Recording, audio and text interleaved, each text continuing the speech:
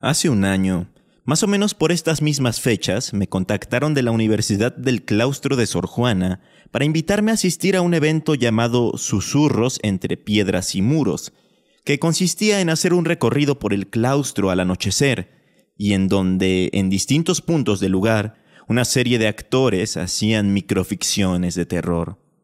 Cuando llegué al lugar me recibió la maestra Lina del Carmen, quien funge como la directora general de la División de Humanidades de la escuela.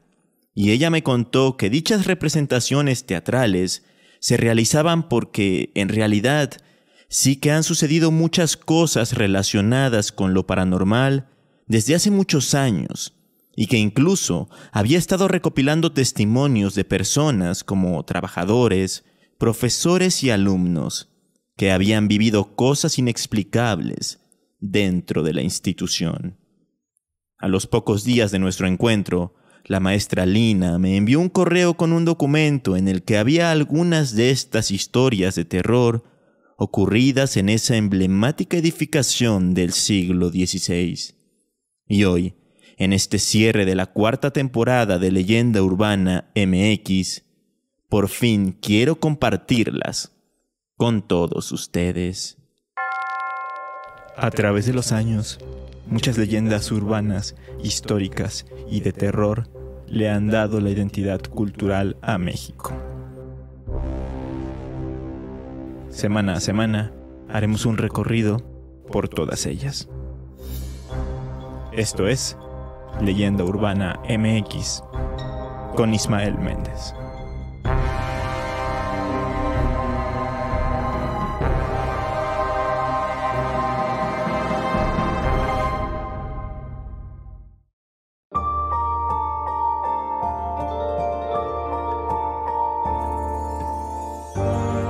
El claustro de Sor Juana es lo que antes se conocía como el convento de San Jerónimo, una edificación religiosa ubicada en el centro histórico de la Ciudad de México, construida a finales del siglo XVI y que perteneció a las monjas de la Orden de San Jerónimo. El nombre actual del lugar se debe a que en ese convento estuvo enclaustrada por 27 años la célebre Juana Ramírez de Asbaje, mejor conocida como Sor Juana Inés de la Cruz, quien fue una importante intelectual, escritora y poeta novohispana que rompió los estándares de aquella época, en la que el acceso al conocimiento y el estudio para las mujeres estaba muy, pero que muy limitado. El inmueble dejó de funcionar con su propósito original en el año de 1867, pues fue clausurado como consecuencia de las leyes de reforma. Y a partir de ese momento, tuvo distintos usos, entre los que se encuentra un cuartel y un hospital militar. Aunque durante aquel recorrido nocturno del año pasado del que les hablaba antes, recuerdo que también me comentaron que llegó a ser una vecindad y hasta un burdel o cabaret. Con todo esto, podemos imaginarnos cuántas y cuántas cosas han ocurrido entre sus muros, y por lo tanto, no me parece nada extraño el que se cuenten tantas historias relacionadas con lo sobrenatural. La más famosa de ellas ya la conté en el episodio sobre terror en iglesias y conventos. Resulta que en el callejón de San Jerónimo, un estrecho camino que da hacia el exconvento, hay una estatua de la 10ª musa, como se le conocía a Sor Juana. Pero esa estatua, además de lucir un tanto siniestra, se cree que tiene vida propia, puesto que los transeúntes que han pasado cerca de ella a altas horas de la noche han escuchado un chasquido. Al principio las personas piensan que ese sonido proviene de una zona lejana, pero poco a poco lo van escuchando más cerca, hasta que descubren con horror que es la propia estatua de Sor Juana la que está tronando los dedos para originar ese peculiar sonido.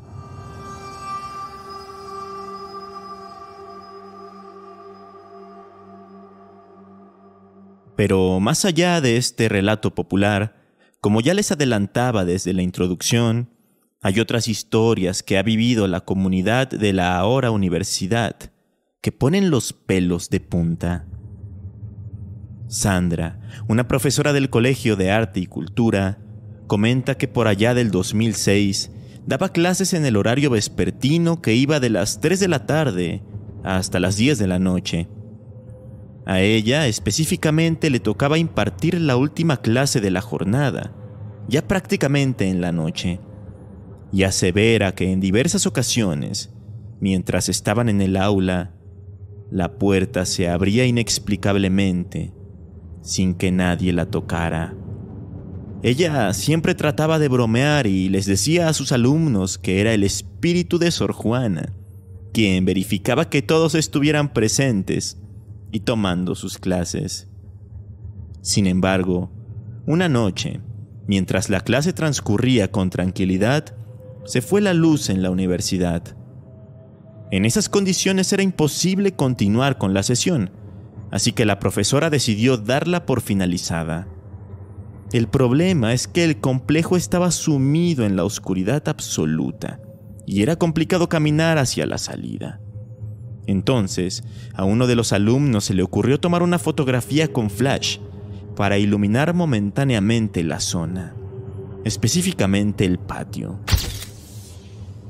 Aquí viene lo aterrador de la historia, porque cuando aquel alumno accionó la cámara, vio que no funcionó el flash, y cuando revisó la toma que había hecho, él y todos sus compañeros quedaron horrorizados al ver que en la fotografía se distinguían varias siluetas de lo que parecían ser personas por todo el patio del claustro.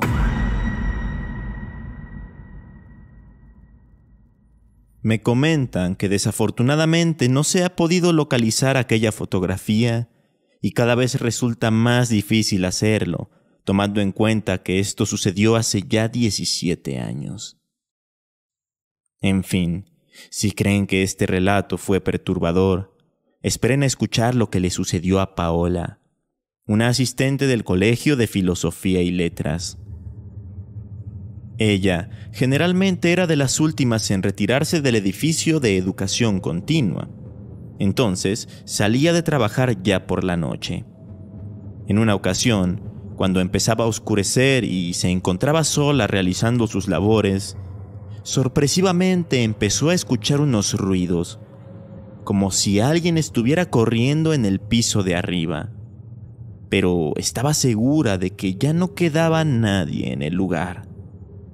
Entonces se atrevió a preguntar si alguien estaba allí, pero no obtuvo respuesta alguna. Eso se le hizo muy raro, así que mejor puso música en su computadora y le subió el volumen. No obstante, eso no sirvió de nada, puesto que al poco tiempo volvió a escuchar esas pisadas, esos pasos. Tras esto, se armó de valor y subió a revisar quién o qué provocaba aquel sonido.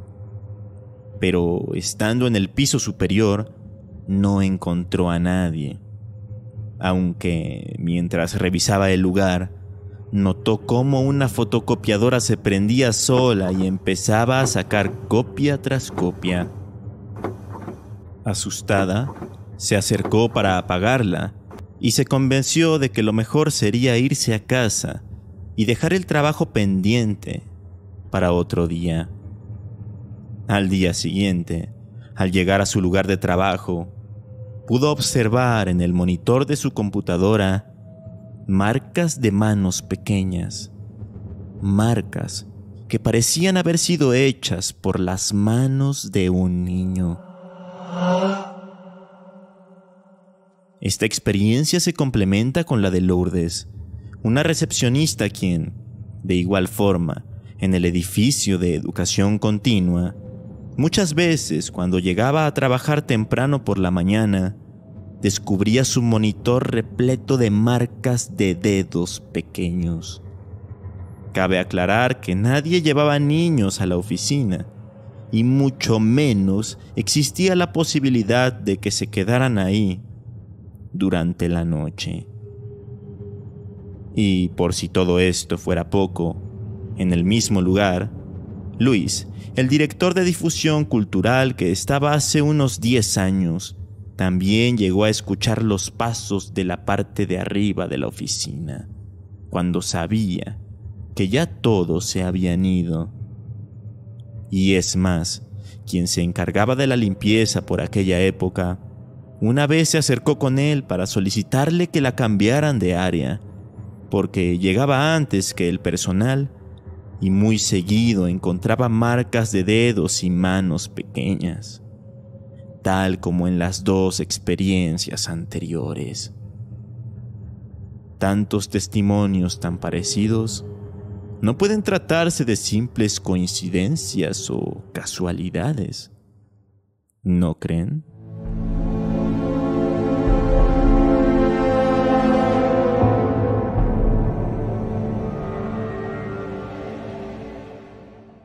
Ahora bien, si ustedes piensan que este tipo de historias solo se desarrollan en la noche, están muy equivocados.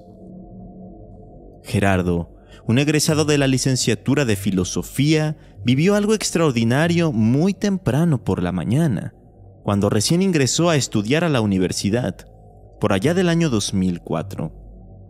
Precisamente como era un alumno de nuevo ingreso, aún no tenía su credencial, por lo que los guardias de la entrada le pidieron entrar por Izazaga, y eso hizo, dio la vuelta e ingresó por ese lado. Él no estaba muy seguro de en qué salón debía tomar su primera clase, pero recordaba que era a un costado del patio grande que hay en la institución. Aún teniendo sus dudas, no se atrevió a preguntarle a nadie, por pena principalmente, y como vio que era temprano, no se preocupó mucho. Eran las 6:30 de la mañana y faltaba media hora para que iniciara su clase. Entonces, decidió sentarse en una banca y leer un poco. De pronto, tal como si hubiera aparecido por arte de magia, vio que alguien más estaba sentado al otro extremo de aquella banca, quien le preguntó que si era nuevo. Gerardo asintió y el otro chico se presentó como Juan y le dijo algo inquietante. Le dijo que él llevaba en el claustro más de lo que se imaginaría. ¿A qué se refería con esto? Bueno, tras unos minutos de plática, Gerardo vio su reloj y notó que ya faltaba muy poco para su clase, así que se levantó. Pero cuando lo hizo, notó que Juan ya no estaba. Así como había aparecido, se había desvanecido. Extrañado, el alumno caminó unos pasos y de repente vio cómo Juan salía de los baños. Así que aprovechó para preguntarle por la ubicación de su salón. Y una vez que le dio las indicaciones, volvió a desaparecer sin dejar rastro alguno. Gerardo dice que durante el tiempo que duró su carrera, nunca más volvió a ver a Juan, y que nadie más de su generación llegó a verlo por las aulas o los pasillos de la universidad. Seguramente Juan era un fantasma, un alma en pena vagando por el claustro, y probablemente por eso le había dicho a Gerardo que llevaba mucho tiempo, más del que se imaginaba, en ese lugar.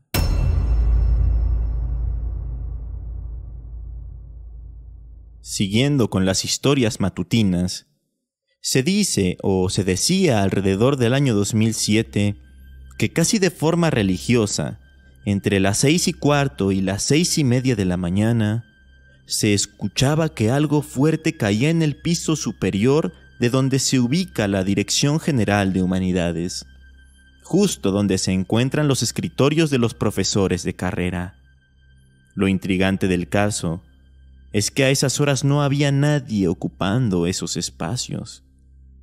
De forma similar, en la Oficina de Recursos Humanos, que es un espacio pequeño, una mañana tranquila, mientras el personal de esa área se encontraba trabajando, un cuadro de madera en alto relieve que representaba a San Cristóbal se levantó con violencia y salió volando por la oficina, hasta caer estrepitosamente. El impacto fue tan violento que el cuadro se partió en dos. Los presentes se quedaron impactados y, por supuesto, se asustaron. Y es que no había ninguna explicación posible para ese suceso. Ni el viento más fuerte hubiera podido hacer algo así. Sin duda, tuvo que haberlo hecho alguna fuerza sobrenatural.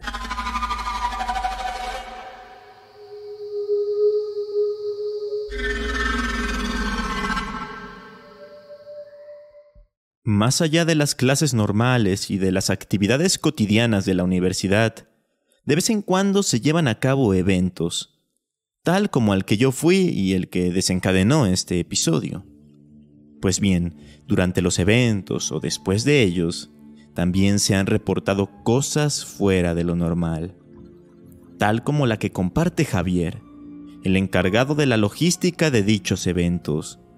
Él tiene que estar presente en el montaje de todas y cada una de las actividades de ese tipo, porque tiene a su cargo la coordinación del personal que realiza los trabajos relacionados. Entonces, hay días en que sus jornadas terminan muy tarde e inclusive ha llegado a dormir en la universidad. Bueno, uno de esos días en los que terminó sumamente tarde haciendo un montaje, tuvo una sensación muy rara. Sintió que algo extraño estaba en el ambiente, a su alrededor. Trató de no sugestionarse, pero repentinamente alcanzó a ver de reojo unas piernas en el corredor de la planta superior del claustro, justo frente al andamio en el que él se encontraba. Así que giró la cabeza por completo para ver de qué se trataba. ¿Quién andaba ahí a esas horas? Pero no había absolutamente nadie. En otra ocasión, Javier, junto con 2 de sus compañeros, estaba colocando unos filtros sobre las lámparas que hay en las columnas de la parte alta del claustro. Esto ya alrededor de la medianoche.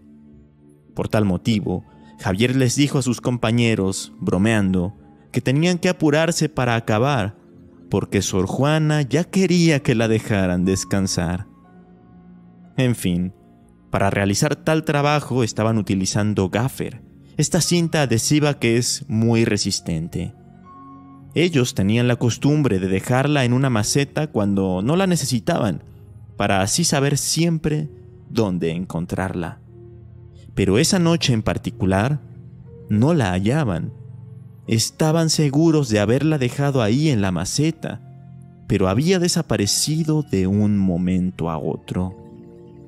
Entre todos se preguntaron si alguien la había tomado, porque no estaba por ningún lado.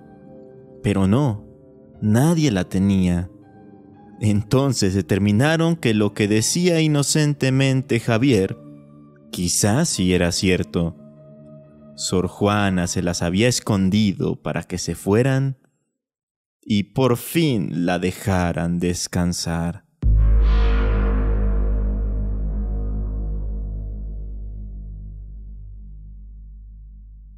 Otra noche, después de un evento importante, Rodrigo, quien tenía el puesto de coordinador de difusión cultural en 2011 y quien se había encargado de la cobertura del evento, se disponía a ir a su oficina para recoger sus cosas e irse a casa, pues ya nadie más quedaba ahí, nadie más que los guardias de seguridad.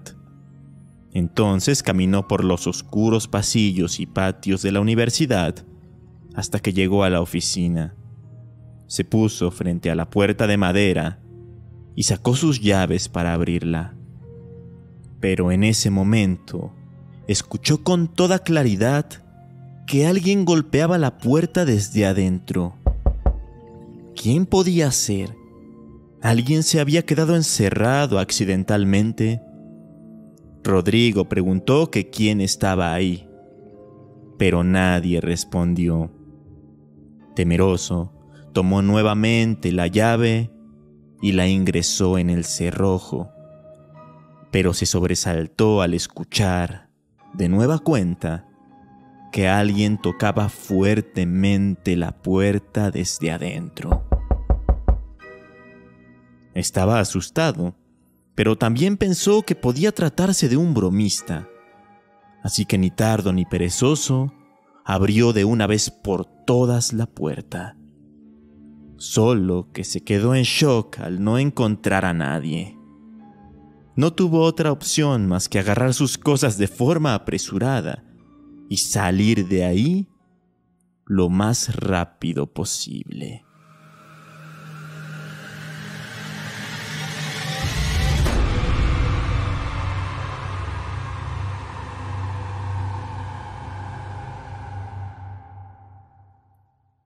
Hay algunos otros testimonios cortos de cosas que han ocurrido en la universidad, y también me aseguraron que el documento se estaría ampliando con el tiempo. Así que hay que estar atentos por si de ese lado sacan a la luz todas las historias. Todo esto me hace pensar que en los lugares en los que se dice que hay actividad paranormal, seguramente hay más de la que creemos. Pues hay historias muy populares y que trascienden, pero también hay otras tantas que permanecen un tanto escondidas y que solo se cuentan de forma interna y a veces quedan en el olvido. Afortunadamente, en este caso, se han estado rescatando. Aunque también, con todas estas historias que conocimos hoy, tal vez podríamos determinar que el exconvento de San Jerónimo, que el claustro de Sor Juana, es uno de los edificios más embrujados de la Ciudad de México.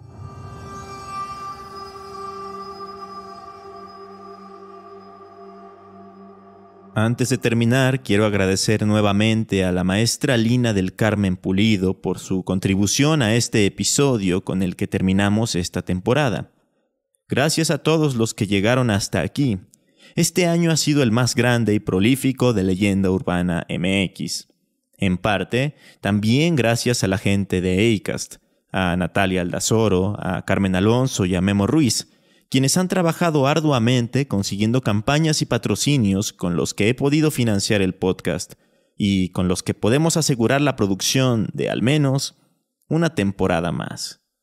Así pues, me despido, pero solo momentáneamente, porque, como dicen las pastillas del abuelo en su canción Amar y Envejecer, no está mal que terminen las historias, mientras haya historias que contar. No tengo una fecha exacta para el estreno de la 5ª temporada, pero lo más seguro es que sea a principios de febrero.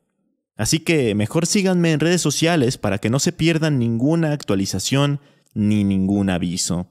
Me encuentran como Leyenda Urbana MX en Facebook e Instagram. Nos escuchamos en 2024.